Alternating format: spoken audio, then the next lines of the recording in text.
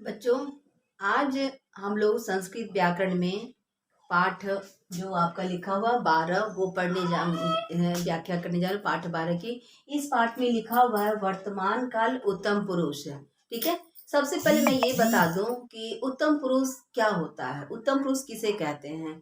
तो जब कोई वक्ता यानी बोलने वाला जो होता है वो बोलने वाला हमारा उत्तम पुरुष में होता है। यानी उत्तम पुरुष वे शब्द होते हैं जिनसे बोलने वाले का पता चलता है। ये बोलने वाले भाई संस्कृत में, क्योंकि हमारे संस्कृत में 3 वचन होते हैं, एक वचन, द्विवचन, बहुवचन, इसलिए हमारा जो बोलने वाला वक्ता होगा वो भी तीनों वचनों में होगा। कैसे आप देख रहे हैं यहाँ पे एक वचन में अहम होगा और द्विवचन में आवाम, बहुवचन में वयम, है ना। तो एक वचन, द्विवचन, बहुवचन, अहम, आवाम, वयम होगा। ये तीनों ही शब्द अस्मत् शब्द रूप के हैं। ठीक है ना।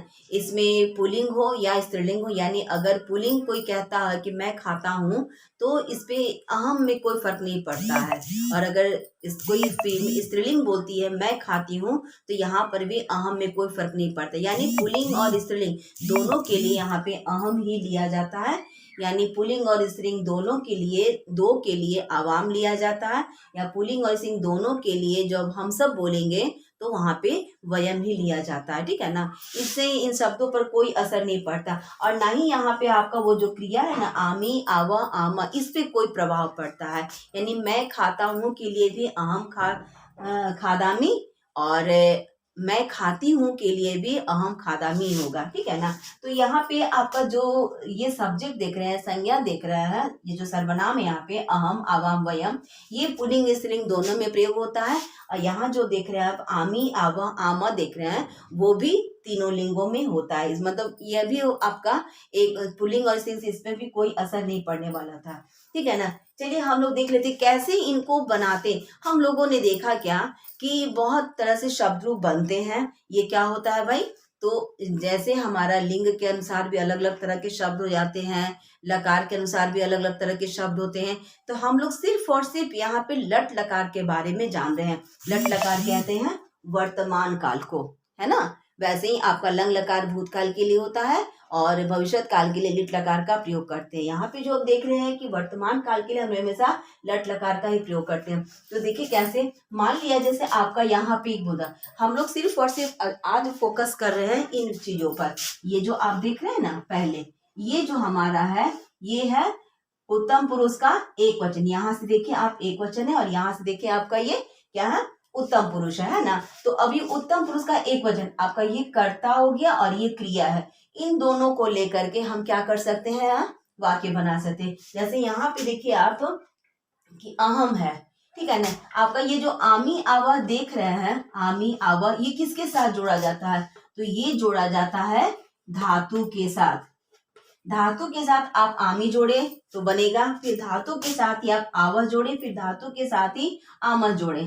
ठीक है ना। तो ये जो प्रत्यय है देख रहे हैं आमी, आवा, आमा, ये धातु के साथ ही जोड़े जाते हैं।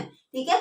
यहाँ पे देखिए बनाया हुआ अहम, मान लो कि अहम है, फिर पट प्लस आमी, क्योंकि अहम है, यहाँ पे आप देख रहे हैं अहम, तो अहम के साथ आमी, जैसा कि यहाँ पे दिखाया गया है। फिर यहाँ पे आवाम है तो आवाम के साथ आपका आव है, और फिर अगर वयम है तो वयम के साथ है आपका आम। ठीक है। इन चीजों को आप देखिए। ठीक, यहाँ पे ये देखिए इस तरह से करके आपका यहाँ पे दिखाया गया, अहम है तो आमी होगा। रही बात कि कैसे इसको अब बनाएंगे, तो अहम आमी है तो आमी में अगर आपको पठ जोड़ना है तो पठामी बनेगा।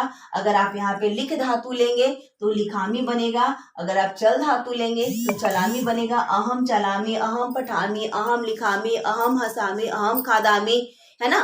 ऐसे करके आपका कुछ भी बन सकता है। बस आपको करना क्या होगा कि आमी के पहले ये धातु बदलना होगा। जो क्रिया होगी आप उसी के अनुसार से धातु को लेंगे। आपके बुक में दिया हुआ है, कुछ धातुओं के लिस्ट कुछ दिए गए हैं, आप वहां से धातु लेकर के और आप उसमें ये प्रत्यय जोड़ करके अलग अलग तरह के सेंटेंस किसमें, तो उत्तम पुरुष के एक वचन में बना सकते हैं। ठीक है ना।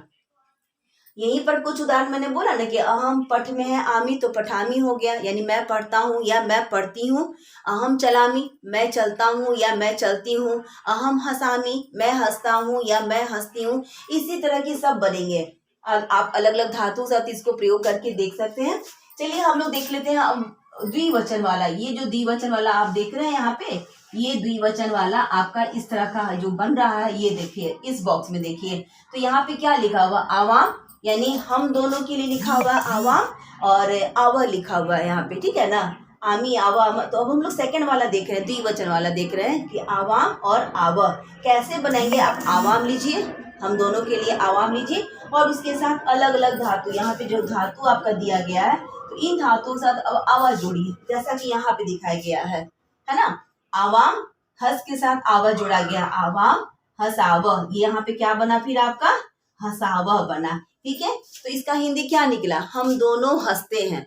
अगर हम दोनों चलते हैं, ऐसा कुछ वाक्य बनाना होगा तो क्या करेंगे, यहाँ पे केवल ये जो धातु आप देख रहे हैं इसको केवल चेंज करेंगे, चल कर देंगे, तो आवाम चलाव, है ना। अगर हम दोनों पढ़ते हैं तो क्या हो जाएगा, आवाम, यहाँ पे चेंज कीजिए, केवल पठ लिख दीजिए यहाँ पे, तो क्या हो जाएगा, आवाम पठ प्लस आव इजकल टू पठाव, है ना, आवाम पठाव बनेगा, ठीक है। तो ऐसे करके आपका ये जो सेंटेंस बनेगा वो उत्तम पुरुष का द्विवचन में सेंटेंस है आपका, ये वाक्य आपका द्वि, और इससे पहले जो आपने पढ़ा था वो क्या था, उत्तम पुरुष के एक वचन में था, तो ये उत्तम पुरुष के द्विवचन में है।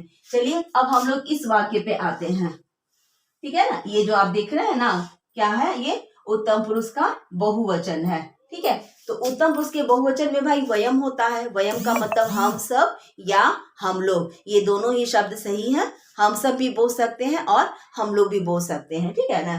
तो अब जो वयम, उसके लिए हम संस्कृत बोलेंगे तो वहां पे हम लोग क्या करेंगे, आम जोड़ेंगे, जैसा कि आपने इन दोनों में देखा वैसे ही यहाँ पे भी करना है, ठीक है। यहाँ भी आपको अलग अलग धातुओं से, क्योंकि ये साफ लिखा है यहाँ पे, धातु के साथ ही आमी जोड़ेंगे, धातु के साथ ही आवस जोड़ेंगे, और धातु के साथ ही आम, पठ आमी, चल आव, हस आम, कुछ भी कोई भी धातु ही लेना ही है।